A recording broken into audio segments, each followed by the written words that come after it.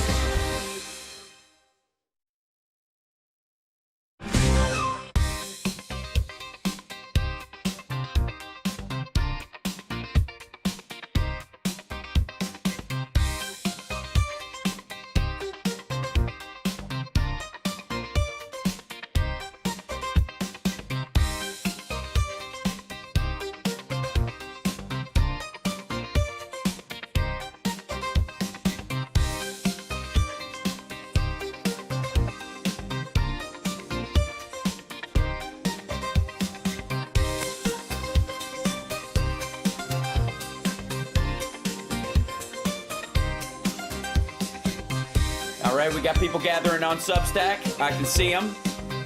What's happening, Instagram peoples? If you're on any of the meta platforms, please give me a frowny or a thumbs down emoji. Something very negative. That's what always helps. Everywhere else, a thumbs up will do just fine, apparently. We think. Who knows? And I should be able to get the show started if I have 10 new subscribers. Is that too much? My leveraging my power too much? Is that wrong? I'm torn between feeling very sorry for you and finding you terribly attractive. I tried calling, but they don't have a listing for Mr. Wonderful. What spelling did you use?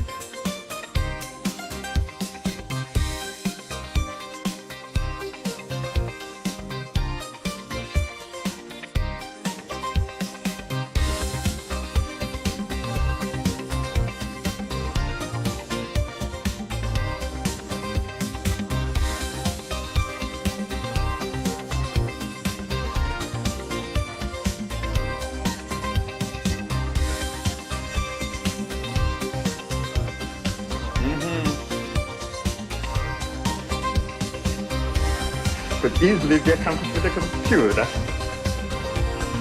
Professional assassination.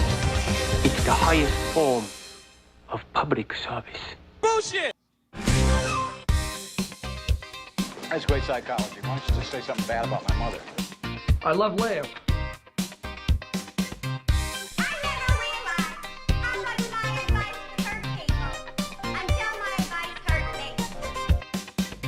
He's a genius, eh?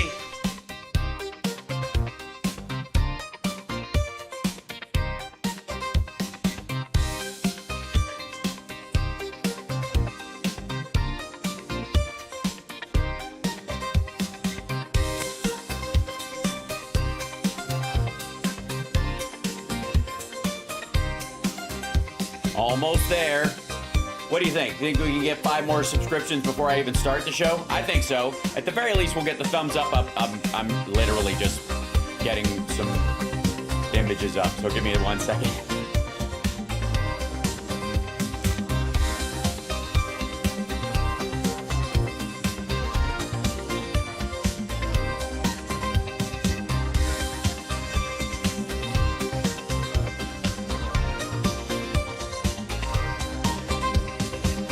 Much news.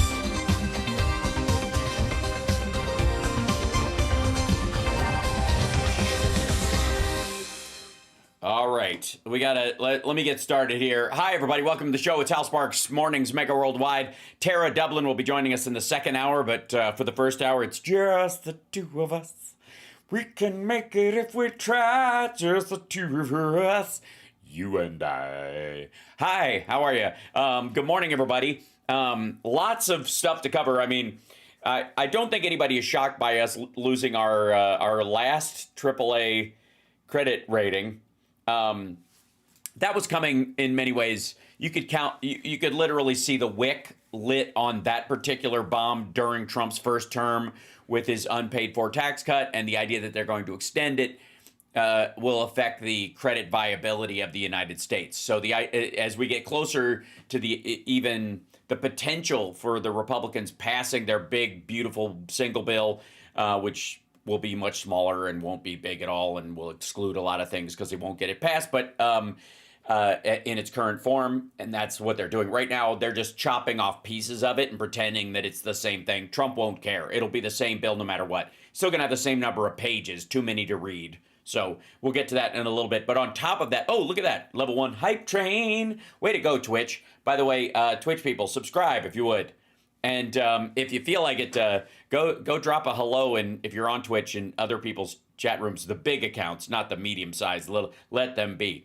But I just feel like the Hamas Abi crowd needs to know there's an alternative to just that dipshittery. But perhaps they don't, and perhaps they never will. Who can say? But so the AAA rating, that was already in many ways a done deal with the combination, I would argue, of Trump's unpaid for tax credit, him adding a third of our debt, between that and COVID, and then the process of rebuilding it that Biden was on, specifically leading us in the direction of kind of like 2008 with Obama. If you crash back down to Republican economics, there's no reason to expect things are going to get better. So, yes, there you go. So there's a lot going on. Here's this is the, see if I can bring this up right here. Yeah, this is what the U.S. Losing its last AAA credit rating means.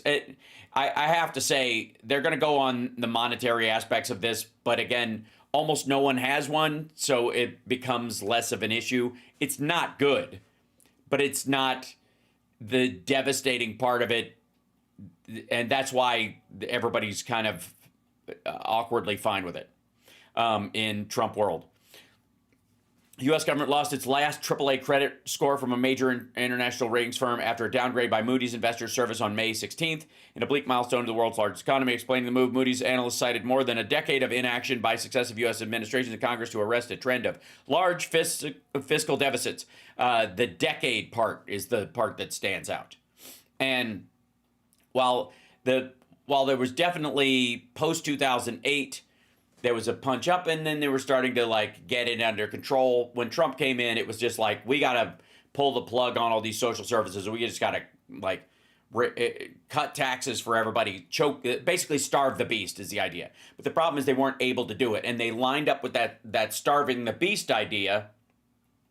It coincided perfectly with COVID showing up, and that's the problem that a government run by Republicans ultimately has, is that they have this idea that it should all run like a business and have a profit, when the profit of a government is the health and well-being and security of the people that it oversees, not its cash on hand per se or whatever. Now, there could certainly be, I guess, some arc where that's impossible, but it certainly isn't where you have a $26 to $27 trillion economy and, under Trump now, probably 23 at this point, and your debt is 36. It's not that kind of problem. Not yet, anyways. I mean, you'd have to have it in the 60 trillion zone for it to be a panic, and that's where everybody thinks it's going. The difference is that, and we've talked about this a little bit on Friday, is that by the time this Hail Mary pass of debt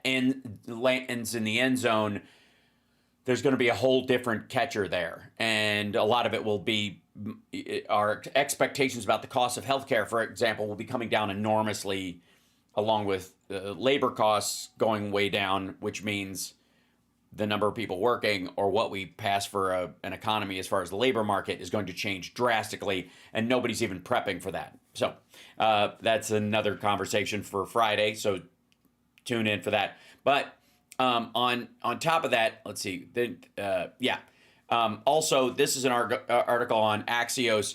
that the BS that Trump has been selling to everybody about, no, the countries will pay it, or the companies will pay it, or the companies in the countries will swallow it, eat it, digest it, regurgitate it, barf it back in your mouth like a baby bird. That's just, we were all talking about last year. Tariffs are a tax on the consumer. And by the way, watch how this switches too. Because right now it says Americans pay for tariffs. And it almost seems like, well, of course, the super rich and all of them, they pay for it as much as we do. And they buy big ticket items and they'll pay tariffs on those. And we pay for little things and we'll pay tariffs on those. And it kind of is a wash. Well, it fucking well isn't. If you have a plane or a boat or property in another country or whatever, you just decide to buy a giant mansion in Switzerland, you're going to pay the taxes there, whatever those might be. But you're not going to pay a tariff on those in the United States. And certainly as a percentage of income, not on the scale that people shopping at Target or Walmart will. Yeah, I agree, Cosmos. The tariff argument was over like 6 months ago for us. Now it's MAGA that is starting to understand it. There are a bunch of areas where we're very close to the tipping point of MAGA getting a whiff. Right now they're getting a whiff of the BS. They're sort of, kind of catching up to the idea that they have been flim-flammed. And in the biggest one, of course, is this one. Elon Musk is apparently 5 minutes ago, guys. Not only are we done with him, and I got to tell you, Tesla is not going to recover as a car company from the current situation that they are in. They have given a middle finger via keeping this dipshit around to all of their main consumer base. And there are not enough douchebag maggots who want to drive a Cybertruck that's wrapped in an American flag with a picture of Trump's ear blown up on the side of it with a little fleck of blood going like where the notes for God bless the USA are floating into his ear, any of that shit. Like, there's just not an audience big enough. That car company, while it, as far as electric only car companies, Tesla was way ahead. The issue though is that there are very few electric only companies. And the reality is that there are a lot of big regular companies, both in the United States and outside the United States, that are creating their own line of electric cars or a version of each of these. Right? So if the F-150, the electric F-150 can pull a friggin' train behind it. The GMC Hummer, which is my dream vehicle currently, has a range of almost 400 miles and the same payload as my current truck, which is a gas engine. And so we are really entering into an era where Tesla was in a field all by itself. And then between hybrids and fully electric vehicles that are being presented by the big, not only the big three, but the big car companies across the board, not just for the American market, but for the European market, the Canadian market, and the rest of the world. Where's he hiding out? Well, that's the thing. We'll get to that in just 1 second. But it ain't just us, is my point. If it was just us, him being around would have a value just worth dunking on us, right? They would keep this dipshit. I like a Tesla. If there was to maggot world, there is value in keeping this dipshit around if he annoys us, right? That would be enough, right? Tesla. Now that's become a thing in the chat. Okay, fine. But if it was a wash, it was, if they didn't really like him, but they didn't really hate him, they would keep him around just to ignore, and basically ignore anything he says, just because we would get all wrapped up in it and freak out, and that would be the root of his worth. How much does he upset the libtards, right? That would be the only reason they would need to keep him around. So there has to be a drag internally that makes him worth jettisoning. They wouldn't just kick him to the curb because he's outlived his usefulness. He would have to yeah, he already pisses us off, and that adds value to his brand, right? So in this particular case, they gotta hate this sumbitch. Almost, I would argue, worse than we do. Although I mean, I think a lot of us view him as kind of the I wouldn't call him the science and technologies version of Kanye at this point. He's just an edgelord wannabe online dickhead who spends most of his time on Twitter. Like, the idea that he bought it for free speech is just stupid. He bought it so that he could use it in a gross way. So he could say shit and not get kicked off the platform. And he didn't buy it himself. Again, he owns it in coordination with the Saudis and Sean P. Diddy Combs. So, just for the record. Okay, so this is from Daily Beast. After more than 2 months of hyping Elon Musk and his work at the Department of Government Efficiency, President Donald Trump and his supporters have gone awfully quiet on the world's richest man. While Musk once was a fixture at the White House and featured heavily in the president's social media, the Tesla CEO has hardly been mentioned since April. He now barely gets mentioned in White House briefings, and members of Congress have also stopped talking about him, the outlet found. And that is really crucial. Remember, this was them pounding their chest. Like, not only do you get Trump and all of his bigoted bullshit ways that you've desperately wanted in the White House again, but you know his brain is turning to camel pudding, so don't worry about that. We've got Elon Musk, and he's genius, eh? Right. So he's a genius, eh? And he's going to come in there with the Doge guys and bring his... The Illudium Q36 explosive space modulator. Right. And he was going to just aim it at the budget, and he was going to... $2 trillion of waste and fraud and abuse. And we find out that his basic math failed at every turn, that he thought 40% of the fraud that was found, which was 2 calls out of 110,000, was 40% of 110,000, that 40% of the calls overall were the root of the fraud that they took in instead of the fraud, which was 2 people, 40% of that was phone only. All right.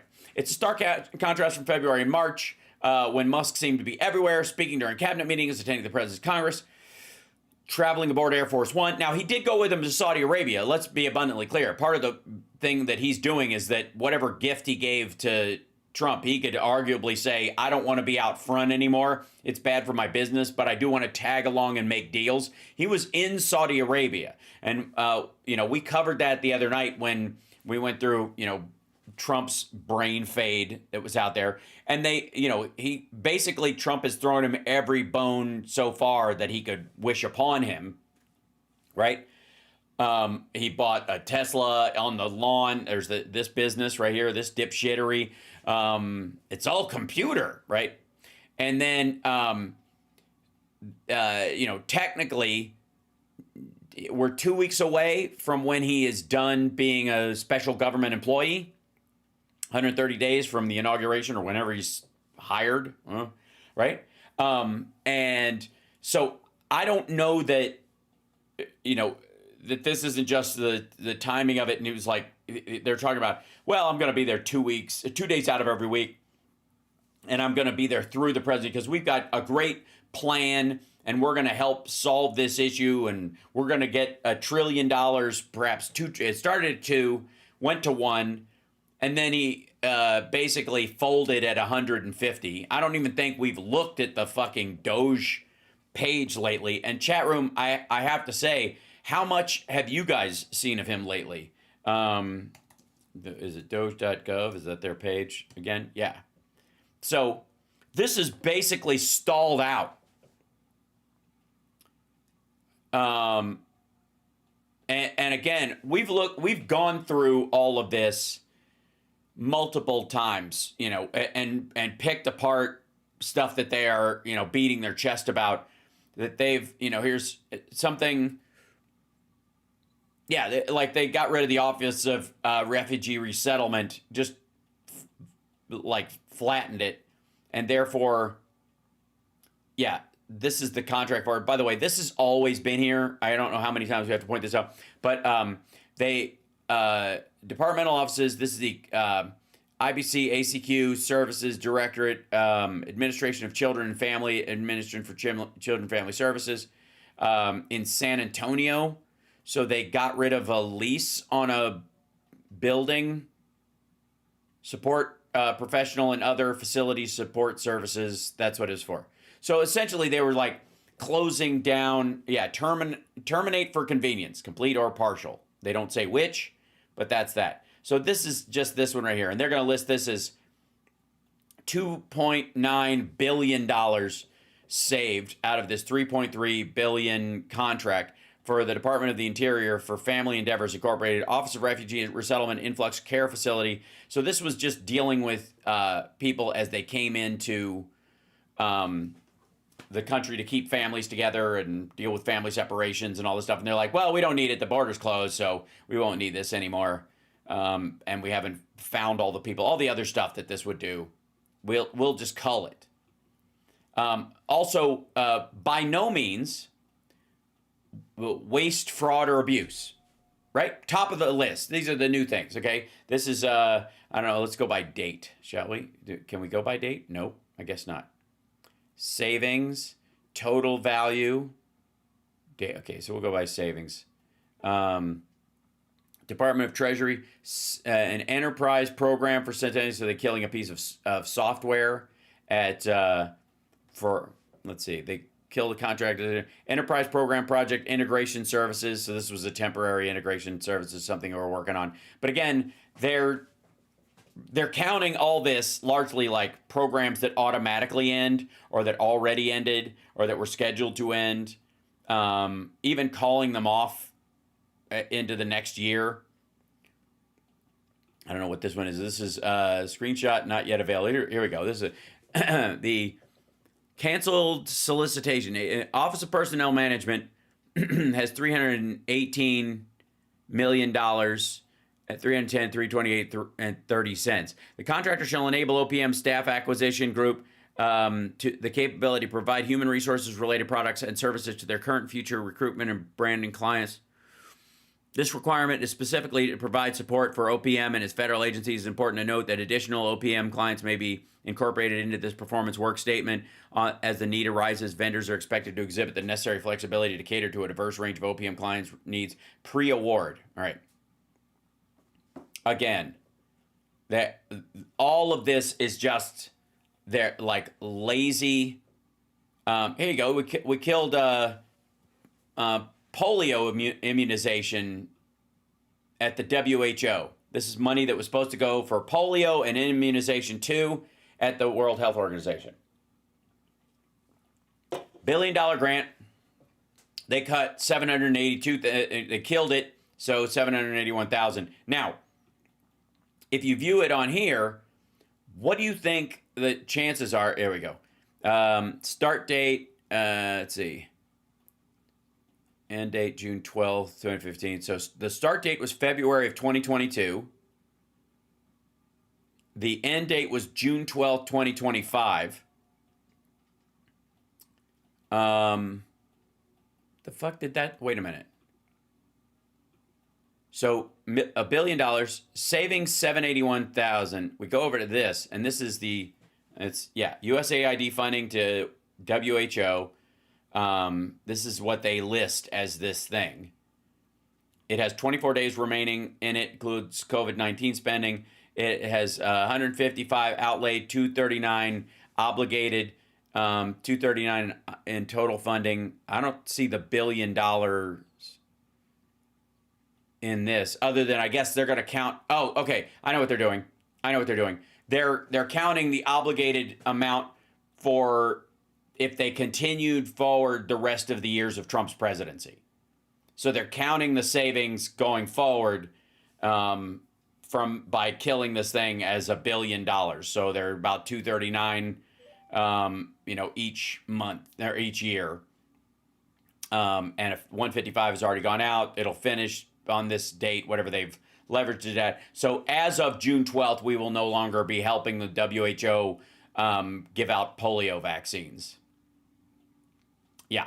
And so the idea is that we've cut this. Now, never mind how expensive it might be. to have polio start rolling through everything again, and the blowback on that, even if it's just in other countries that we trade with, or they are a source for something that goes through there, and then well, the Christianity of it, I mean, that ship has sailed, ladies and gentlemen.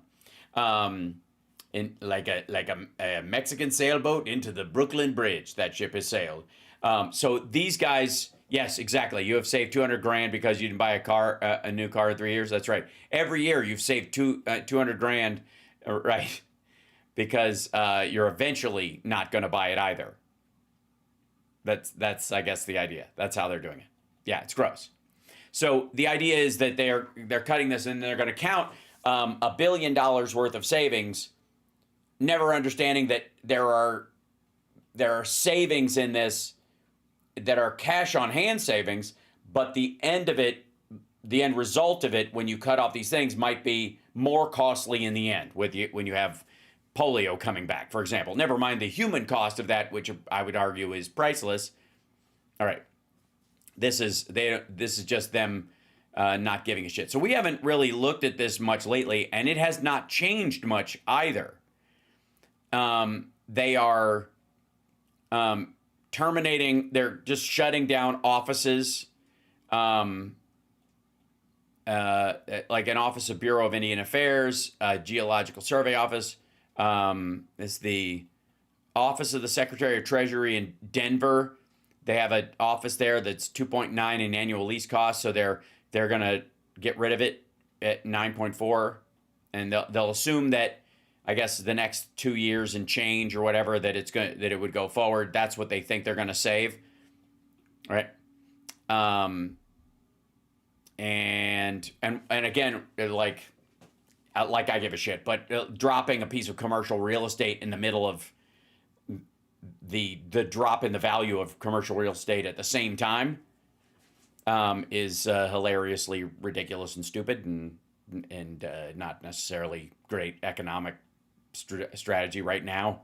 If you have a particular industry, especially the kind of industry where Trump's people tend to have their money. So to some degree, I kind of don't give a shit. But from a dollars and cents point of view, it's a terrible idea right now. It's like, you could argue that commercial real estate is going through its own 2008 kind of thing right now. It's like a slow rolling 2008, right?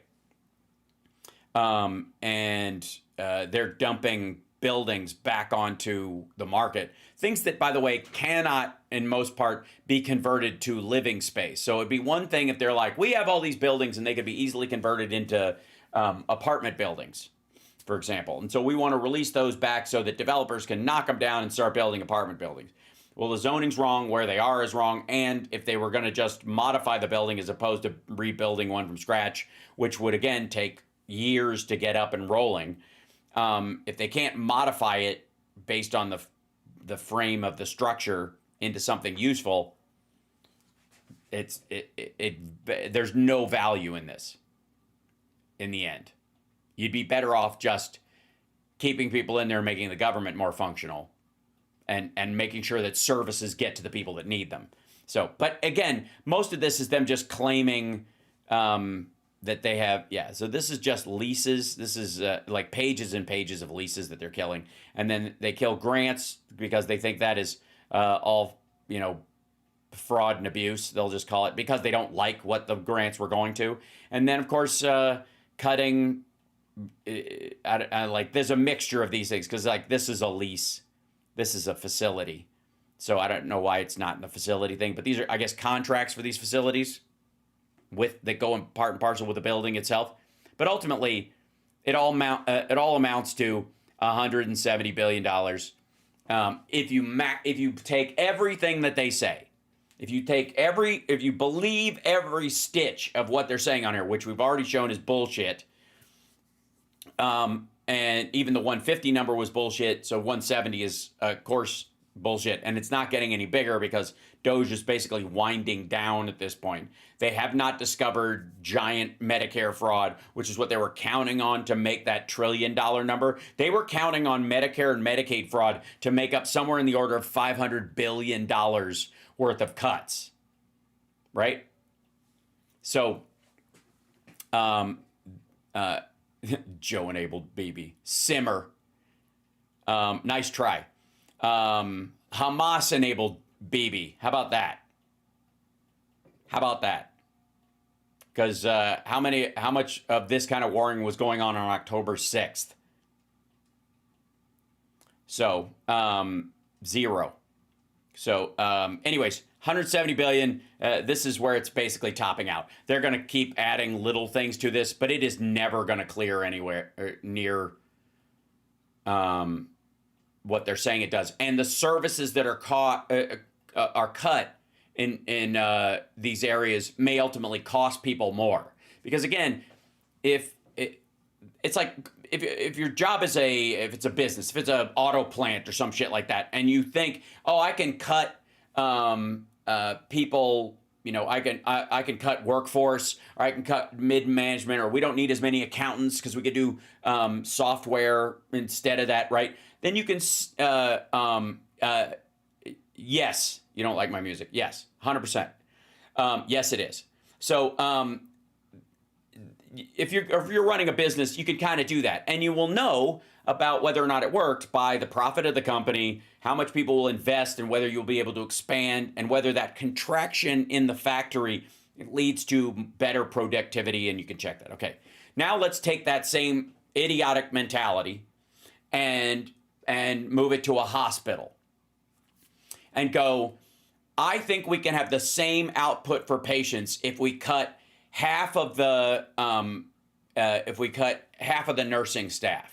Because by my measure, yeah, we're open technically 24 hours a day, but at night, do we really need 3 nurses? Because what really happens? And when it does happen, we can call them and they'll be over there, and the person's usually dead by the time they arrive anyway. So if you're just playing the actuarials, if somebody's there overnight, we've got them on machines, and as long as somebody can go around and make sure their drip is going right through the evening, we don't really need to care about them that much. So we can pair out nurses there, and some of these doctors, like, I don't know how common an oncologist is in our thing. We can always outsource them if somebody comes in there.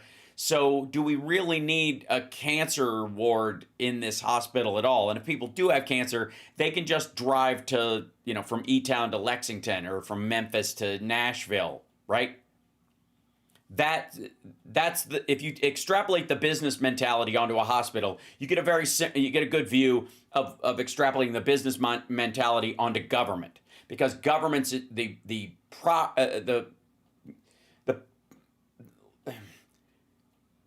profit's the only way to say it, but the profits of a government are the health, well-being, and safety and security of a populace, and their growth and expansion and quality of life, all those kind of things. It is not a one-to-one. If you have money left over and some of your people are still hungry, you're not doing anything. And if you're going into debt because some of your people are still hungry, that makes a lot more sense morally. At this point, what the Republicans have basically said is, we're going into debt because we're feeding too many people. And these people either need to shit or get off the pot. They need to start feeding themselves, or they just got to die. Right? That's what they're talking about. And that, if you look at Elon Musk or Peter Thiel or J.D. Vance or any of these folks, shove aside all the sucking up to Christianity that they will do, or them trying to placate the Christian right in getting into power. All of them are eugenicists. If you corner them at a cocktail party and you get a couple of gin fizzes in them and you start asking them about population, they will all go immediately to, there's too many people, even when population is low, because we have a lot of useless eaters out there, and we can probably replace them with software and eventually robots. So why the fuck, right? Come on, how quality of life where poor people is highly overrated? Well, that would be their argument. Yes, yes. This is a culling of the herd. That is and shall be the purpose of the Peter Thiel movement going forward. It is so individual based that you are not this. I mean, we're at like peak Ayn Rand right now. They want to snap the pop like Thanos. Yes, I agree. And that's why you guys know this. I got a real fucking problem with our anti-hero fixation in the last 20 some odd years or so, and people are like, it's just fiction. I'm like, no, not if it tells the story of your society and it becomes a self-reinforcing circle. And if all your heroes are villains, maybe that's fucked up. Maybe that's bad. Maybe the idea that you like people being bad or gross or violent or that's unhealthy at the very least. And it say what you will, but all that shit, that fixation on Sopranos and Godfather and fucking Hannibal and Thanos was right, all that group of people out there are the root of the people who are like, Trump's he's an asshole, but he does the things I want done, and not everybody's perfect, and I'd rather have somebody gross on my side than have somebody nice on my side. Right, the Joker is another example. Like, the fact that DC has devolved into, turning the Joker into the Colonel Sanders of villains, and that this concept that the character is cool bleeds into the mentality. MAGA is a flush with this shit, and so is the far left. They're all big fucking Jokerites.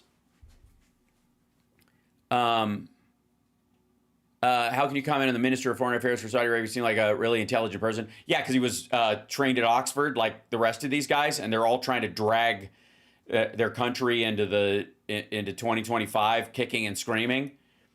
Well, the Punisher and Spawn are different, I would argue. This is someone who, it's kind of like the Dexter argument, right? Dexter only killed bad guys and had a standard for that, which is very different from, again, Breaking Bad, where the whole show ended for me. How there's barely any far left in the USA. There's plenty of far left. There's tons of far left. The reality is that people don't recognize how much purple there is. Both the pinning extremes of both sides, and again, calling it even both sides is a little under.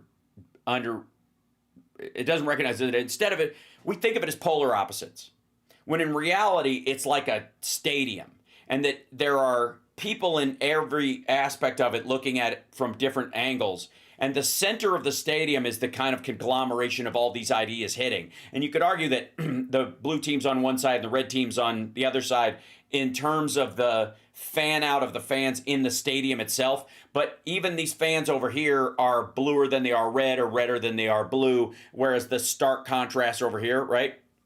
So, the show ended for me when Walter White allowed Jesse's girlfriend to choke to death, which was way early. The minute that happened, I was like, oh, fuck this guy. Yeah. So, and the idea that you could just kind of like follow along and find yourself oddly rooting for him was more of a story about your own, how morally flexible we are. And if it's going to reflect anything back to you, in theory, what you should take away is, dear God, how am I okay with this? Right? But the point is that this polar opposite idea does not give into not just the playing field, but also the audience itself. Yeah. I just see Don Jr.'s gross tweet about, yes. And we'll talk about that in just 1 second, because I have no doubt Tara will want to talk about that. So I'm kind of waiting till she shows up in hour 2 for us to discuss what's going on there. If that's cool with you guys, I want to hold that so she and I can discuss it. I actually rooted for Jesse. Right. Well, that's the thing, is he's trying to get out from under this guy's thumb. Right. The problem with this kind of mentality, these things, is it's okay if it's occasional, because you're, as an artist, you should be able to parallel certain things, and, but all the people who complained about Reagan saying one man's terrorist is another man's freedom fighter on both sides of that spectrum, right, also seemed to be totally fine with the Joker when he burned a woman alive. I mean, say what you will about the rest of it. Him attacking a couple of gangsters or whatever. But he tied a woman to a chair in a warehouse full of drums of gasoline and blew her to pieces. So, stop letting this stuff you see online define the left. No, I would say the left needs to stop defining themselves online. And again, or at protests or out in public. I'm going by what they show. And again, well, how far left are we talking? Right? And that's the problem with kind of left-right spectrum in terms of the ideology, right? And like you will always find, I think, you are to the right of somebody or to the left of somebody. And the biggest example, of course, is that Hillary classically was to the left of Bernie Sanders on guns. And the reason was because you can't be a senator from Vermont and be that anti-gun. You can't be as anti-gun as Hillary was and actually get elected in Vermont because there's too many gun owners there. It's a very rural state. So to become the senator, and I think even when he was running for mayor, Bernie Sanders changed his opinion about gun ownership. And he was never one of these dudes who got an absolute F, and you never saw him really out in front on that issue, and that's because he still had to keep his spot in the state. He still needed his seat in Vermont, and he would lose it, right? You're far left. You want to fund our government properly. That's not far left. That's not how you define far left. Far left is the government owns everything. There is no private property.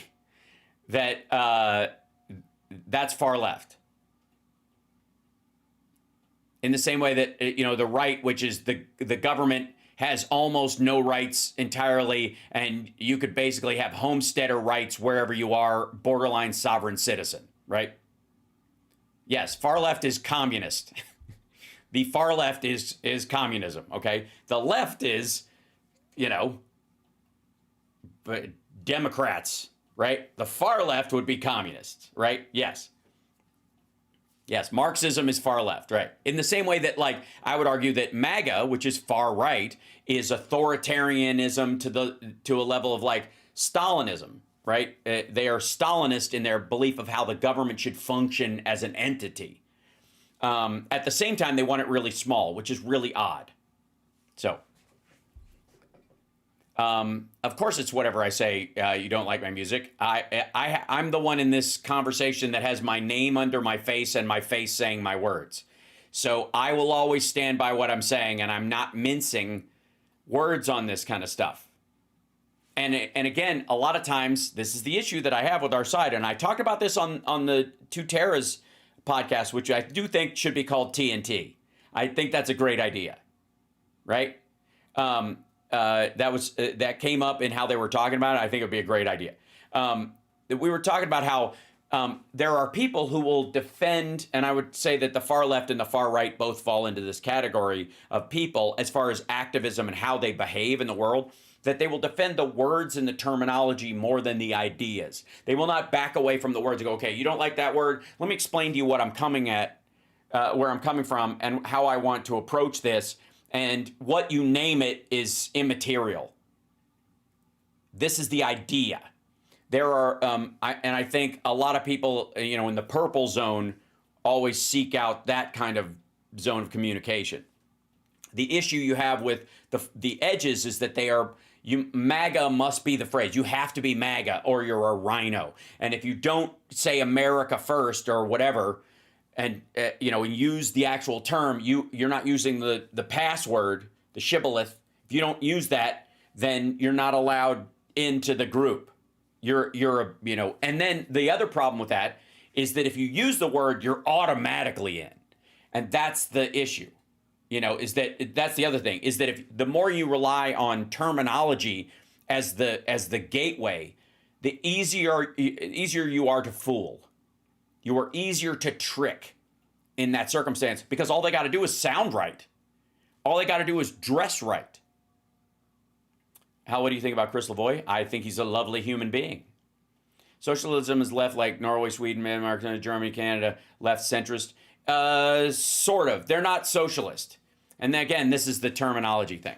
They are what they have is not socialism. They have democratic taxation. We have democratic taxation, but their focus is on services. So in their democratic taxation, they have the right to say what they want about where their taxes are spent.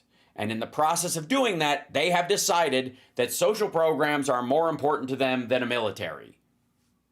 That's not socialism. That's simply choosing where your tax dollars go, because you're not talking about everybody. You're talking about people who are on the downslope of society, the needy, the hungry, that kind of stuff, not the average person. So they're not creating a socialist structure where everybody can just pull from it. Nobody gets, millionaires don't get free housing. Middle income people don't get free housing in these countries. Poor people do. Norway nationalized most of their energy sector and eradicated poverty with it. They're also very small, and so the rule on countries like that, the rules are very different for racially homogenous countries that are very small. Racially homogenous countries, that are big, don't stay that way for long. See Xinjiang and the Uyghurs, for example, being a sector of China that is not what you would normally picture as Chinese. Technically they are, because China owns that area, but they are not ethnically Chinese. They are ethnically Turkish or Kazakhstani or even Russian. We've talked about this a couple times, but there are those Russians that were just at the end of the Sino-Russian War. They were on the other side of the border. So technically there are like Mongolian Chinese people who are north of the border when it was drawn. So they're technically Russian now. And then there are people below the borderline into China who are Russian by ethnically, for all practical purposes, but they are nationally Chinese. And China, as an ethnocentric state, doesn't recognize them in the same way that it does those people. It just has them as workers and taxes them.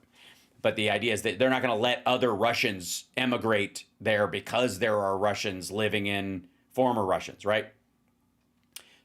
Living in that area. Same thing with like Japan, and I think there's one of the greatest thing about the United States, to me, about the greatest thing about America, is that it doesn't show up on anybody's 23andMe. That's one of the greatest things about it. You can be an American and your country of origin, your race, doesn't matter.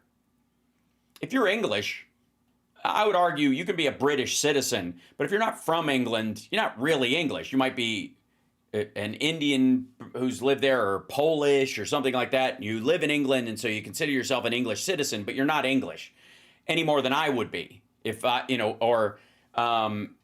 same thing with Germany. Like, there are Germans. They're actually ethnic Germans, right? And there's Austrians and Germans, and they're very close, and they divide themselves up, but it's not that far off genetically, I would argue. But still, it's a meaningful thing. What about Native Americans? Depends on which ones you're talking about. What is wrong with Democrats? It's not what's wrong with Democrats. It is our particular challenge. There's nothing wrong with Democrats. I think we sometimes wish we were the other side for its simplicity. Because if you're on the right, you can speak in bumper stickers. You can be dismissive of entire groups of people, wantonly tell them to fuck off, and beat your chest about it. As a Democrat, because the root of the party is democracy. Are those my exclusives for inequality? No, but nice try. Democrats, because we are a big tent party, and that is the purpose. The root of Democrats is we are the people who believe that our federal system, our republic, should be we should vote on our leaders via democracy. That's the root of everything else about Democrats is an ornament on the tree. But the trunk of that tree is we believe in one person, one vote, and that everyone has the right to vote. That every human being who's a citizen of this country and over the age of 18 has the right to have their say, like it or not. And we believe that on top of that, that is how you get the best ideas, because everybody kicking in, everybody involved in the political process, all across the spectrum, you must, have everybody talking about these things like together. Bye. That in that the best ideas will come to the surface, because everybody having their say will slowly kind of make the ideas that work the best for everybody rise to the top. Republicans, their entire party, and the name of their party, just like Democrats are based on democracy, Republicans are based on a constitutional republic idea that democracy is not the best way to pick our leaders, and that landowners should have more of a say, especially the more land you own, the bigger say you should have. Hence why there are 2 senators for fucking Montana and North Dakota and South Dakota when they don't have anywhere near the people that Chicago does, right? So Chicago gets a mayor, and North Dakota gets 2 2 senators. You see what I mean? So that is the Republicans' idea. The Republicans believe that only people with a financial vested interest that is greater than their lot in life, whether they want it or not. That's the other thing too, because there's this weird crisscross they've always had, and it's why they courted Christians so hard, is because the simplicity of normal Christianity is actually at odds with that kind of like seizing of property and gathering things. Pride cometh before the fall, and the 7 deadly sins, and the sort of gluttony of the robber baron era was in direct contrast with what would be like simple Christianity. We just want to raise our family and treat everybody nice, and I want to go to work, and I want my grandkids to have a better life, and all these kind of things. Those elements are crucial. Let's see if I can get this. Hi, there she is in the background. Our lovely Tara Devlin. Yeah, I'll bring you in just one second. Okay. But I was okay. Let me do this, and we'll pop her in because you can definitely hear her. So I will. Let's see. Grab this. Where is she? Oh, I know why. Okay, there we go. So I don't want to bust your groove or anything. I just was gonna hang out and listen until you were ready. Yeah, you can't possibly. Right. So, well, here I'll bring you in on this, and we'll just kind of chat about this. I just want to make sure that I always have to reframe everybody when it comes I want to make sure you. Yeah, don't do the extreme close-up thing. It's Monday. We don't. Nobody. Johnny needs sits further back. Johnny sits further back than you do, and it's. I can push my computer further away from me. Don't touch anything. God darn. So, sorry. That's usually okay. My line. Because I'm single. Yeah. Ha ha. Look out. And simmer. Okay, so. I don't see you. You won't yet. Anything. It's okay. You won't yet. Cool. So hold on. I'll show you that. Look, hey, look. I know I came early. I showed up early. I'm Jewish. We usually and then stay way too long. You're absolutely allowed. So I've got to center you, but I got to wait until I bring it into studio mode. But you are definitely not close up in this. I'm going to have to do my little shuffle, because Johnny sits, he lists to port when he sits there. There's an angel on my shoulder, though. There is. There she is. There you go. And I'll switch this out. And there we go. Hey, I'm almost there. Almost there. There it is. Yeah, there you go. That's good. Yes. You like that one? Yes. Okay, good. She likes that. All right. Sure. Excellent. Let's go with that. Cool. So, what I was essentially, hi, how are you? Hi. Well, hence the shirt. I appreciate you holding off on the sad talking until I showed up. So let's finish this, and then we'll go on to the sad stuff. Okay. So, the root of this started in the idea that it was sort of the conversation you and I had on the Tara show, which everyone should subscribe to, and it's my way of throwing to that as well. And thank you. We got a lively chat room that day. It was good. The sparklers bring the love, I will say. I appreciate that so much, and I hope that they return for the love both tomorrow and Thursday at 2 p.m. I think that's entirely possible. /11 a.m. So my what I was talking about is essentially that we get into this idea that people defend the words more than they defend the concepts themselves, and a lot of that becomes like a password where you get away with not explaining yourself, or you get into the habit of not being able to communicate to a crowd that's not like you. And we're not the only ones that have it. Like Trumpism, one of the reasons why it's having the troubles that it is, as much as people are like, they're doing all this stuff. And like, no, he's just signing a bunch of executive orders and nothing's really becoming law. He's definitely doing damage. And, you know, but it's not on the scale it could be if the Republicans were on, you know, were on the hayride with him, if they were actually joining in. Right. And Well, right some now we're are. Yes, but not enough. And one of the things is like they're having trouble getting their big beautiful bill through when they shouldn't technically. If Democrats had a lead like this, we don't have a problem passing a budget. That's one of the reasons why they're still on Biden's CR, is because we can actually do it. Yes, and the reason that they didn't pass it in committee the other day is because it wasn't terrible enough for them. They needed bigger cuts and worse things and things that will kill more people. And when you have somebody like Chip Roy voting against something because he wants to make it worse, that's the focus, right? Like, it may not still pass in the Senate, but the fact that the reason it didn't pass in the House was not because Republicans were unhappy with the cuts because they were bad for people. They were unhappy with the cuts because they weren't bad enough. Right. And that's an important point to make, because we have to keep, I think also what we also have to reiterate, and I think we touched on this when you joined us on the Tara Show, was it's like the intention to hurt. That's not what our government is supposed to do. Our government's not supposed to hurt us. It's not supposed to bully us. It's not supposed to threaten us. It's not supposed to take anything from us. They're supposed to provide for the common defense and promote the general welfare. It is in the preamble to the Constitution. And the fact that they're holding these votes in the middle of the night tells you everything, because they know what they're doing is fuckery. They know what they're doing is bad. And they think if they do it in the middle of the night, they're going to get away with it. No, because Democrats are like, look what they're doing in the middle of the night. And it's on camera and it's on the record. And so, you know, this is why I make phone calls to Republicans, because I want to know why, and they're never going to tell us why. But it's a valid question. Why do you want things to be worse for people? Why are you taking things away from us? Because that's not your job. It's not your job to take things away. It's your job to do good stuff.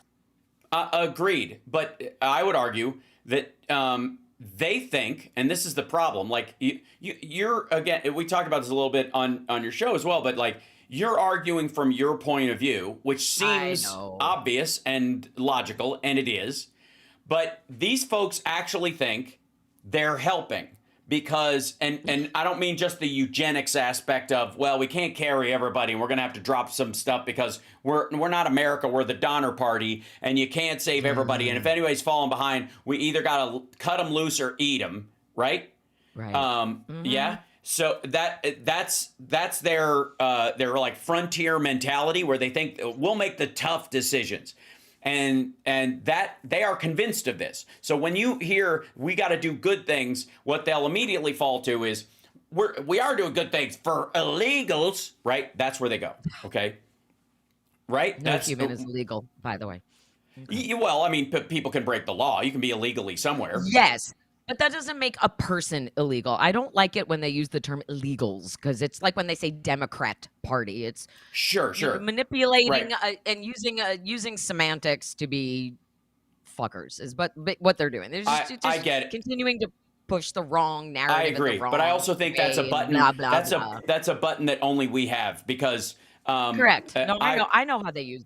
Yeah, but we've talked about this before. Like, if I overstayed my visa in China, I'd have been in jail the next day. And they refer to everybody as Waiguoren, which doesn't just mean foreigner, or it means outsider. It means Waiguo, which is outside country. Wai Mian, Li Mian. Li Mian's inside, Wai Mian's outside. Waiguoren is a person from outside.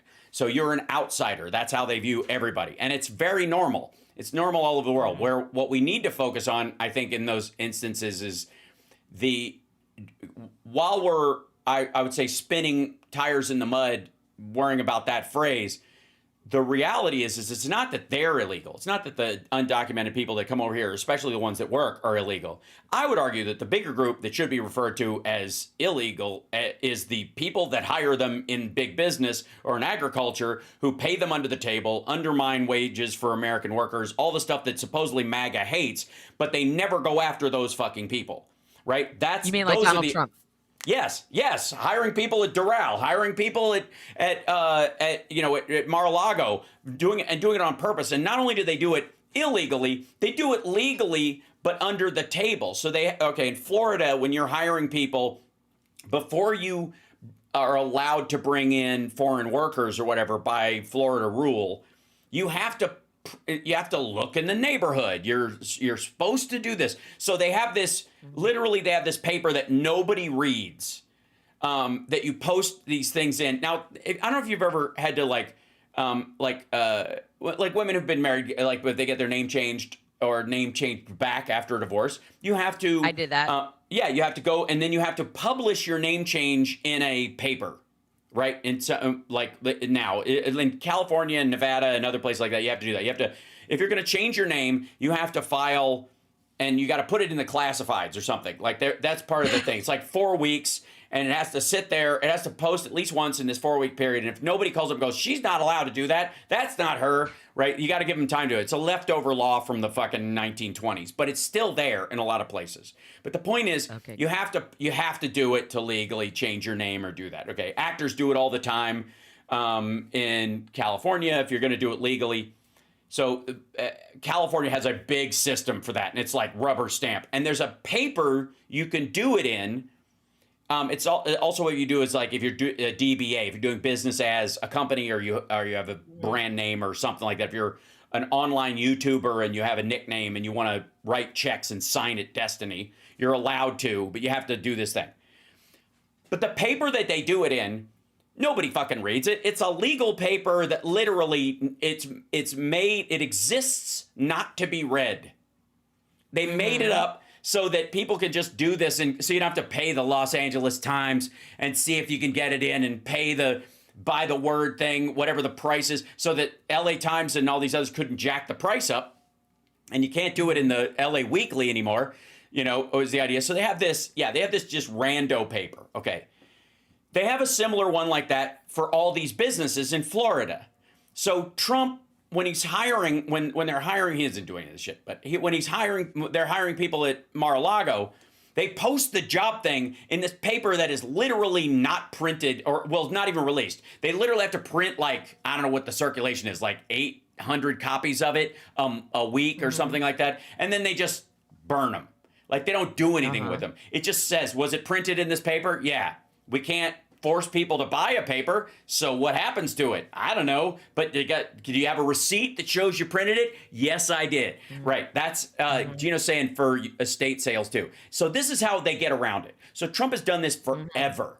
They post these fucking things, and then nobody sees it because you wouldn't, and then they hire foreign workers, because foreign workers you can threaten to fire and you can treat like shit and bounce them. That's why pay them under the table. Yeah, that's right. That's why you pay them the regular salary that you announce, or whatever. But if they want to raise, you pay them under the table, so that they don't have to pay more taxes on it or any of that stuff. And you even put it like in Bitcoin and shit is the new stuff. So I would argue now that should be that if you have an organization, let's say over 50 people, or let's say 25, because I don't know what the fucking staff of Mar-a-Lago is the overarching thing of it. But if you're going to hire people and you're going to do that, it should have to go on LinkedIn or a similar site, because you can do it for free and it's obviously there and people can see it, and the algorithm will pop it up. If people are looking for a hospitality job, it will show up in their feed, right? But Republicans will beat that shit to death. They will fight that everywhere because they want workers that they can scare shitless. Of course. Yeah. I mean, why would they do anything that is good for anyone except themselves? So what I'm trying to say is that I'm fine with calling Trump an illegal. Okay. That's my point. Yeah. Call him that. Yeah. Call him Trump's that. an illegal citizen. And his anchor babies. His anchor babies who enjoy birthright citizenship. So if you get rid of birthright citizenship, you can deport your own children. Congrats. Except Tiffany, because her mother was born here. But The other ones, Right. their mothers were not born here. Well, They I were think born the other here, thing, but their right. mothers were not. So Well, they don't get we're automatic going- citizenship, so they would have to take. It isn't that they would be automatically deported. It's that they would have to they'd have to file for citizenship of their kids, right, or some shit. I don't know what the process is. don't If you know. have one American parent and one foreign parent, and the other parent isn't here on a visa or legally Like an married under that, like a green card, like an Einstein visa or someone was Right, brought yeah. over because she was Yeah. model and then she stayed. she's so smart She married. and she's speaking these married things. She had anchor baby to stay in America, and she had the baby And- before she became And citizen. having natural face. Natural, and And then that they natural, love so much beautiful. each other. They love each other so All much is each other natural. that she stay in New York, not go live in White House because she Right. stay in New York. Uh-huh. I'm sorry, we shouldn't make fun of people's accents because people come from all over the world to seek opportunity in America. Some people do it the right way, and some people are Melania. Okay, Well, I would I just, argue that. you know, like, yes, but I would, it's okay if they do it. uh-huh. Yeah, I mean, there's a curiosity about people who have been here for, most of their adult life and still have their full-on accent when the only people they talk to all day long every day is their own thing. Because I have my Chinese accent is a Beijing accent, partly because of who I learned from, but also where I went first on my first trip there and who I was regularly talking to. So I picked that up. I'm not going to pick up a Nanjing accent or a Shanghai accent or Right. because if I go there again just to bounce around, right? So I feel like if you're someplace for a little while, it's okay to Yeah. drop that. I think people should be allowed. All right. So We should anyways, also be allowed to make fun of Melania's accent because she hates America and she hates Right. Christmas. yes, She say fuck Christmas. fuck she the doesn't like Christmas. it. Right. And then so, she turned the Rose Garden into Auschwitz. So, it's fine. and the blood stalagmites in Oh my God. for When Christmas? she made the white for Christmas and it looked like the red forest, literally. It was like Jesus. the handmade. Paula White's going to be doing it this. this time. You know that, right? Paula White's going to do it, and it's going to look like fucking claymation Christmas because they don't trust Melania to do it again, and so they're going to just play it right down the middle. Like Mike Johnson will come in and they'll look at his like Pornhub search results, and it'll all be like, the trees should look like this, right? And then she'll be coming in handling snakes and Right. Right. and Spirit speaking cooking. in tongues. And I'm Right. guessing there won't be a menorah this year at the White House, but who knows? Who knows? It's hard to say. Like much has been made of supposedly Trump's distancing from Netanyahu, when in reality, the whole purpose was open the door, let him go through it, and not address it as he does whatever he wants.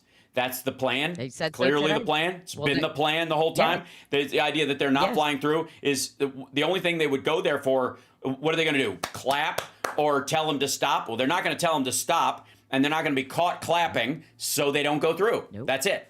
And meanwhile, the Saudi trip and all that kind of stuff was really about golf courses and buildings, because he can only build these buildings. I'm of the theory that Trump's properties can only be built in countries that are authoritarian from now on, that have draconian security structures.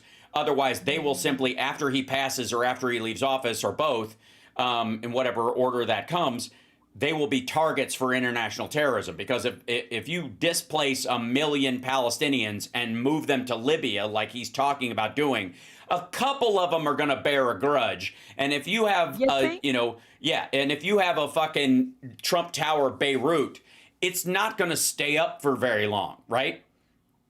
So what was the last? So we've already had 2 Trump Tower attacks. We had that one here in Vegas with the dude who blew up his fucking Cybertruck. the and Tesla. Yes. So goddamn weird, Yes. right? And then, but the other one, like the strangest one, was the Diddy dude, right? The guy who went into Doral and shot the place up. Do you know about that guy? So Oh One yeah, of, yeah. remember the guy? Yeah, he took down the flag in front of it, which was a giant flag, and he ran inside and he draped it across the counter, and then he shot the chandelier, and then he fired at the police, and then as he was running away, they shot him in the leg, and then he threw a table at them, and then he got arrested. Well, when he was being and he was yelling into the cameras about Trump and Obama and Diddy, right? The whole Sean Combs thing. Well, it turns out that guy was telling the truth. In his interrogation, he said he was a sex slave to Diddy and that he'd had sex with Cassie and that he was a porn star. And Diddy would sit there. He's like, I've heard all these business calls, and he and DJ Khaled and all these have sex with dudes, including me. And at that point, it was just kind of nuts at the time. Then it comes out in the trial right now.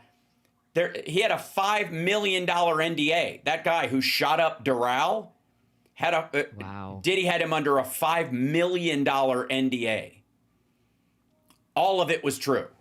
All of it, like, it's so crazy. Super. That said, right, there are a bunch of, in the skeevy world of Trumpdom, one of the things that I've enjoyed, and I'm sure you're seeing it as well, and maybe it's not happening fast enough for you, I'm sure it isn't, but MAGA jumping ship, is that there's a lot of people who are like, even the Chip Roy about this budget, he's still not on board. Like, if you read the actual articles about the bill that's passing and stuff, they'll let it through that procedural thing, but they're not voting for it.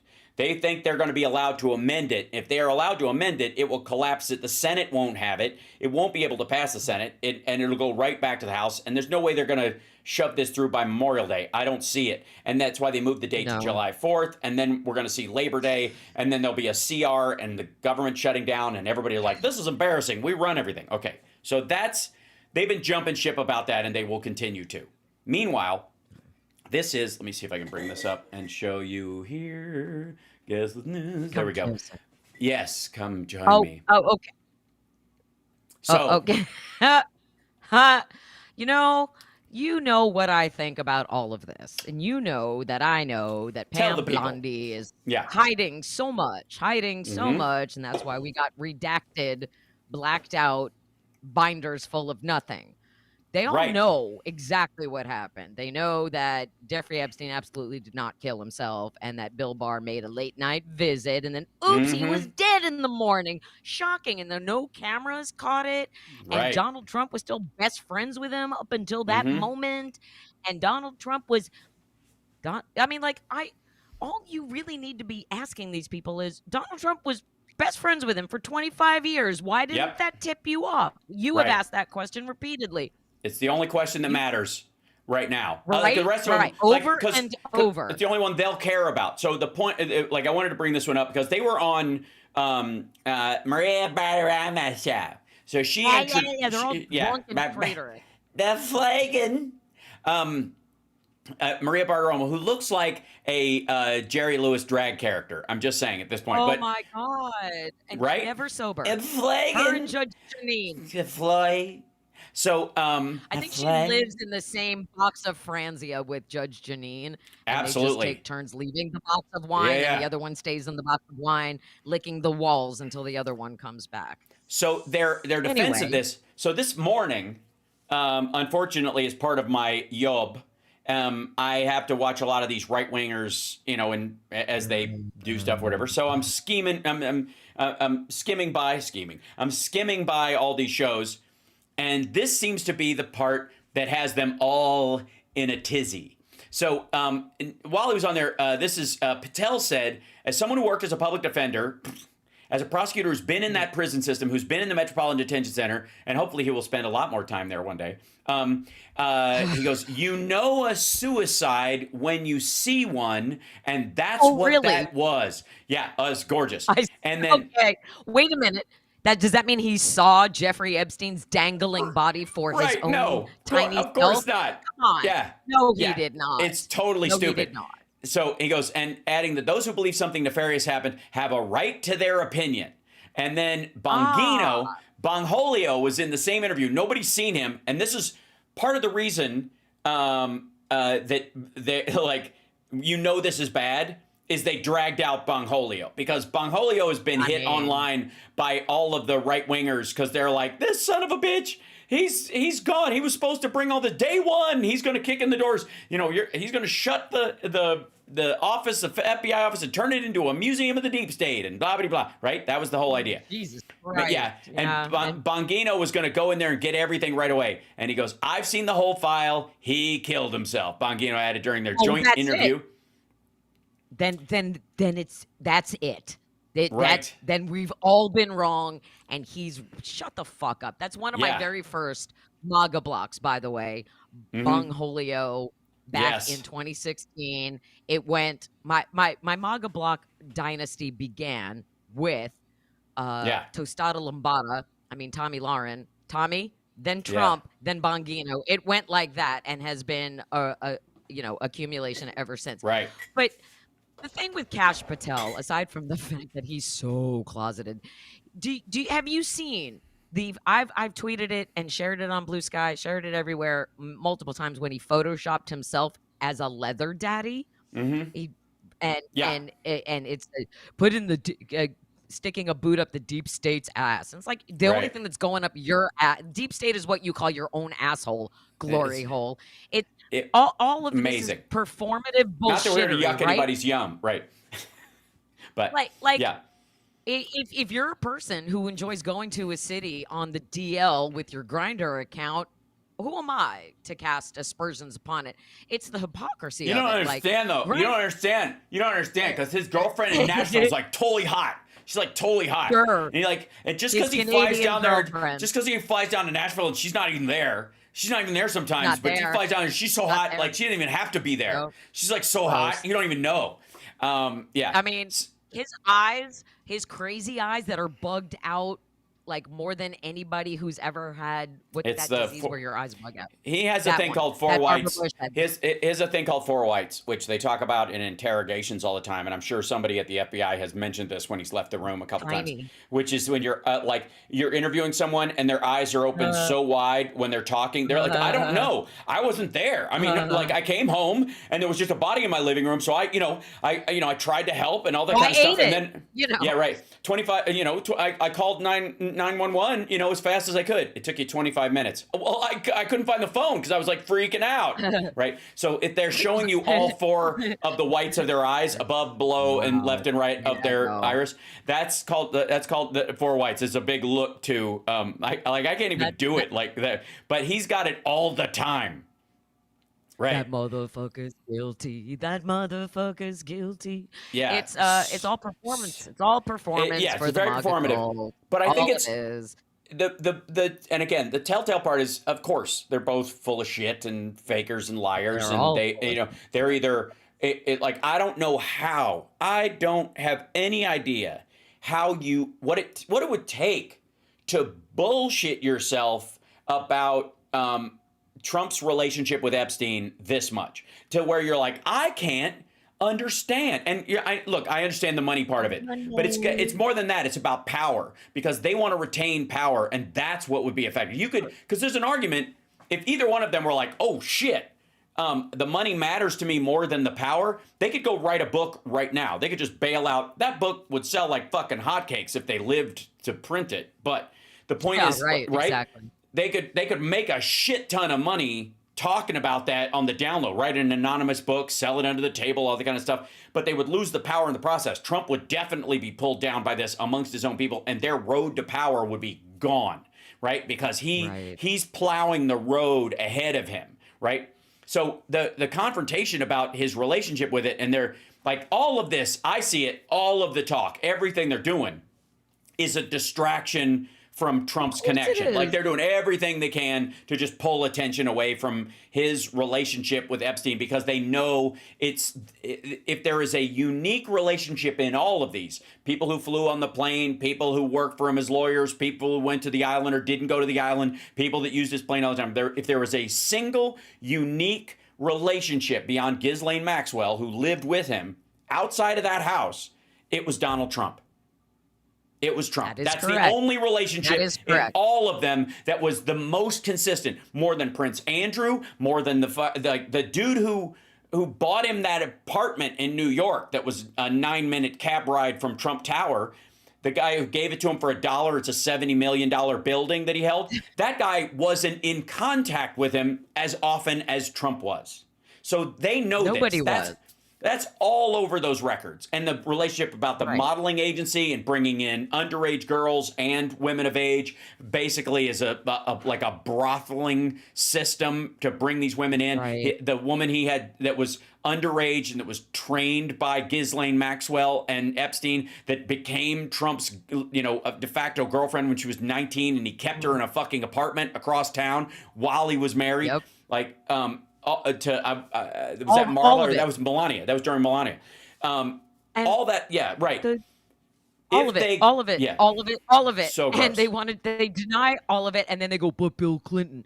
Find me an excerpt find me testimony like Katie Johnson's against Bill Clinton, and I'll demand that Bill Clinton be held accountable the same way. I don't know how many times I have shared the excerpt from the Epstein files that I recorded myself, because MAGA doesn't read. If you share just the screenshot from the Epstein files, they'll say it's fake. If I share myself recording that I recorded it and I say the things out loud that Donald Trump did to these two little girls that Epstein procured for him, they say it's fake and AI. I'm like, bitch, that's me. And that is from the cache of files that Ron DeSantis ordered declassified last year, and Pam Bondi knows it. Yes. She knows that Ron DeSantis Well, that's exactly my point.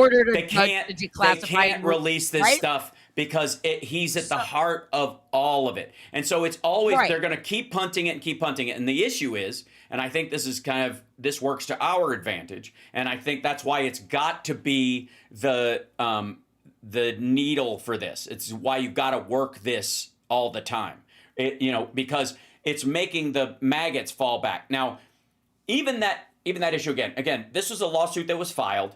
It never had a chance to go to trial because the witnesses were scared, and that happens all the time.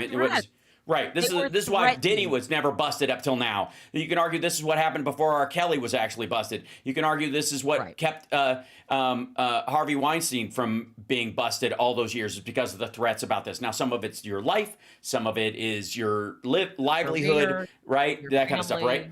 So there's all kinds of leverage, okay? And Trump and Sean Combs were buddies. Like, they talked about being buddies. I got to say, Trump would have been all over those parties, but for all the black people. I swear to God, like, that was the only thing that kept him out of that thing, is it's not his type. Let's just put it that way. Nope. Because he had no problem partying with Jeffrey Epstein, right? Because that was his type. And again, there is a particularly insidious aspect of Trump's whole situation, which is clearly, as a mama's boy, he likes mistreating adult women by and large. And that case aside, again, what we know about it and what we don't know about it, putting that aside, we do know that he's a serial sexual offender, and he was big on forcing himself onto women. He and he ridicules even the concept of consent in those regards. But the idea and why he hung around the Epsteins of the world, is that right about the time they got too old for Jeffrey Epstein, they got just right for Donnie. And that's exactly why he hung with him and he felt safe to do it, because he didn't necessarily participate. Right. But, but below the line. But if they were able to deliver somebody above the line for him, if they cleared the 18 number and he was legally safe, and he had a relationship with him, right? Yeah. Gross is, but you know what I'm saying? Like, that's also why he did it. And again, if you sexually act on someone who's been manipulated and trained into that behavior by a pedophile, you're just as guilty as they are, in my opinion. Of course you are. And he had that famous quote of they're friends because, they both like him young. And there's so much footage of the two of them partying together and hanging out together, and the manufactured story that they had a falling out over property or over over the daughter of a member of the that was in a book that came out in 2016 to cover for him, right? Which is an absolute lie. And also, by the way, it doesn't do him any moral good. That was the other part that I say about that story. Like, even if you believe that lie that he hit on a girl at Mar-a-Lago, which was the story actually in the book was that she worked there, that she was a girl working there. So why does Trump have underage girls working at Mar-a-Lago, which is, caters to golfers and old men? Right. Yeah, it's another thing entirely. Yeah. But the idea that, that's what the last straw was. Well, why is it okay for him to hit on the poor girls that go to the local public high school, but it's when he fucks with the membership of your private club, that's when he crosses a line? Yeah, no. And another thing that I like to point out to MAGA is that Donald Trump campaiged on the repainted Lolita Express all last year, all on his campaign. And it was an accident, though. They didn't know. How'd they know? It was an accident. They just had it, the Lolita Express repainted to look like a Trump plane. What a coinky dink. Oh, and have it cleaned. And if you went in there with the with the light, you just imagine the DNA all over the walls and the floors. Oh, my God. It's like tripping somebody at Graceland. Like, the most terrifying thing in the world would be get a face full of the dust in that rug. Here's the thing. If Donald Trump was completely innocent of anything related to Jeffrey Epstein, then Pam Bondi would produce the evidence therefore, right, supporting it. Right. She wouldn't have released a binder full of redactions. Like, she would have said, we this is from the previous administration and the law and this is everything that's on the books and this is all legal and here's this and we didn't find it. Bullshit. That's but that's bullshit because she knows what he is. And if the rumors are true, if Stephen Miller is really acting as the attorney general and she's just there to be the boobs in the face, that's more troubling. The whole thing, anybody who knows Donald Trump knows. She's going to be the one that's on the hook for it. Pedophile. That's the thing. That's right. Because, as we've pointed out, if Donald Trump can blame something on a woman, he will. Better if it's a black woman. But any scapegoat, and that's why he puts women in certain positions, why he put Pam Bondi there, why he put Linda McMahon at the head of the education department. When they fail, he can blame it on women.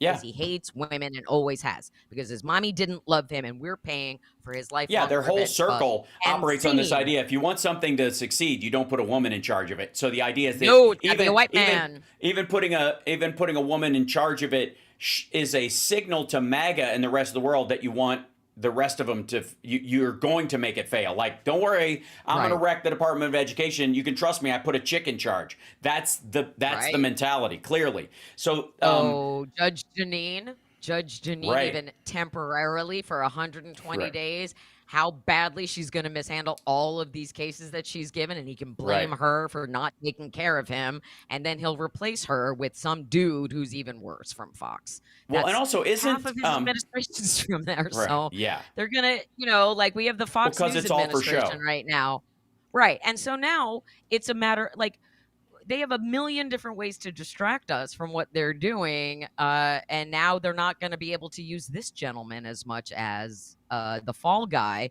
because he's sick now. And so, and by the way, like I said at the top of the show, I appreciate you waiting on this because you know how much I love Joe Biden. This is one of the way, and some of the reaction, like even Marjorie Taylor Greene tweeted something nice, and whoever wrote Donald Trump's official statement on it was smart enough to know to be just respectful enough, because then you have Junior tweeting that stupid shit about Jill Biden because he doesn't understand how life works. But it's just, it's the indication of like how they were gonna roll and blame everything on Joe Biden, the economy, the stock market, any bill that you don't like, Biden's fault. They're not gonna be able to do that now. Now that they're going to try, but people are like, really? Joe Biden is dying of prostate cancer and you're going to blame this on him? It'll be interesting to see how low, like the initial response to the news. I burst into tears and cried most of yesterday. I took the news like it was a member of my family because Joe Biden is such a good human being and has lived through unimaginable personal tragedy and stayed optimistic about this country regardless of what was going on. Regardless. And Joe Biden is a lifelong example of how to be a public servant and how to put your country ahead of your own best interests and your own personal interests. That's your fucking job. And now, yesterday morning, before the news broke about Joe Biden, everyone was like, "Oh, this Jake Tapper book, and everything's Biden's fault, and fuck Joe Biden. Joe Biden did Right. this." And this narrative will now be turned on a dime because Yeah. of the terrible news about him. Like, this is when people are going to reveal their true natures. Now, most Well, like, and one of people them- people in the media, people Right. like us who have always spoke the truth about Joe Biden. Yeah. And we're able to say, well, I didn't love this, but look what he did. Look what he's Mhm. doing. And going back to what you were saying earlier, Like a human being. like a human being, and a fallible human being. Joe Biden has never been afraid. There is no of his other such there is no other option. All humans are fallible. So That's right. again, yeah. So Joe Biden never being afraid of showing his humanity is a huge part of why people connect with him, because Right. they see him. Why they Overcame don't a connect with stutter. Trump by comparison, right? Right. Because Trump has had no struggles to quote unquote overcome. Joe Biden lost his first wife and daughter in a horrific traffic accident. Then he loses his son, Beau, to brain cancer. And now he's got stage 4 prostate cancer that is metastasized to the bone. It is treatable, but when you hear a diagnosis like this, especially if you're the ex-wife of a doctor like I am, it's not good. It's not good. And so now is the time for us to step up and go, you know what? Joe Biden was fucking awesome as president, which we have been saying all along. Yep. Now it is time for everybody who thought that they were going to buy that Jake Tapper book needs to now be a doorstop or lit on fire or whatever. Because now people will finally look back honestly at the Biden administration and go, CHIPS Act, infrastructure, Right. healthcare, economy, the economy. So there was a guy on Morning Joe that they brought on who was the Ezekiel Emanuel, Dr. Ezekiel Emanuel, to talk about his prognosis, and he was saying that, clearly this proves that Biden has had cancer his entirety of his presidency. He probably had antigens for it yeah, exactly. But here's the other thing, is that to some degree, at a certain age, especially at that age, a good portion of men have it, and you make a decision with your doctor about whether to treat it or not, because something else will get you before it does, is the idea. For a long time, the idea is that, it even when it's proceeding fast, it's slower than the rest of your life. And so if you feel like you could fight it, then there are reasons to push forward with that treatment, but it won't be comfortable and it'll be a very difficult thing. But if you're in your 70s or 80s, they will sit you down and go, we can treat it, but it's not really going to change your life between now and then. We'll put you on some stuff to, saw palmetto. We'll put you on saw palmetto, but, to help shrink your prostate a little bit, just to keep, so you don't have to pee 3 times in the middle of the night. But overall, you're going to probably, something else is going to get you. Your heart or your head is going to get you before this kills you. And so they just make that decision. They just move ahead. So I have no doubt that at some point they went, we see a little bit of this here, but they were like, you got bigger fucking fish to fry, man. Don't worry about it. And that's exactly what happened during his presidency. And I would argue that he's strong enough that he will, that the treatment probably will do him a lot of good. It's very different now than it was 10 years ago, much less 20 years ago. Absolutely. My dad had to go through a similar thing. He wasn't as high up on the Gleason scale when they found it, but then of course he didn't have to oversee the stress that he had to go through. Wasn't equal to overseeing, the dust ups that Biden has gone through, and stress will really do a number on your immune system. So yes, it will. Yeah. And as would going through chemo. So if anybody thinks that Biden was getting secret chemo treatments, he probably was not, because if you're he had COVID twice, if he was going through chemo and got COVID, that probably would have killed him. Yeah. COVID, because his immune system would have been so challenged and suppressed by chemo and all of the other things and all of that. So, and I'll just put this out there, there's no such thing as stage 5 cancer, you fucking moron. Coke Drip Jr.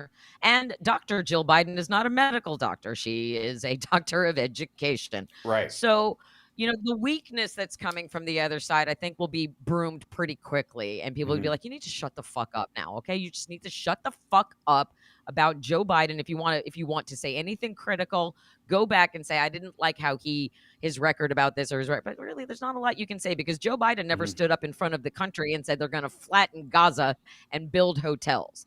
Joe Biden and Kamala Harris did not stand up in front of this country and say we're going to get rid of all of the Palestinians who live in Gaza so that we can financially start a freedom profit. zone. We can turn it into the Atlantic City of the Middle East, and Jared can go and build some fucking hotels on that beautiful, beautiful MAGA land. That is not what Democrats do, and I'm really fucking tired of that narrative. So if it took Biden getting cancer to broom that narrative, great. Because at no point do Democrats go, yay, we're funding genocide, yay, us. At no point does a Democrat stand up and go, I love dead children. At no point. But what and that's what the Republicans do when they fund. Well, I would argue we ran into these folks. We've talked about this till we're blue in the face. But as a reminder to folks, let's just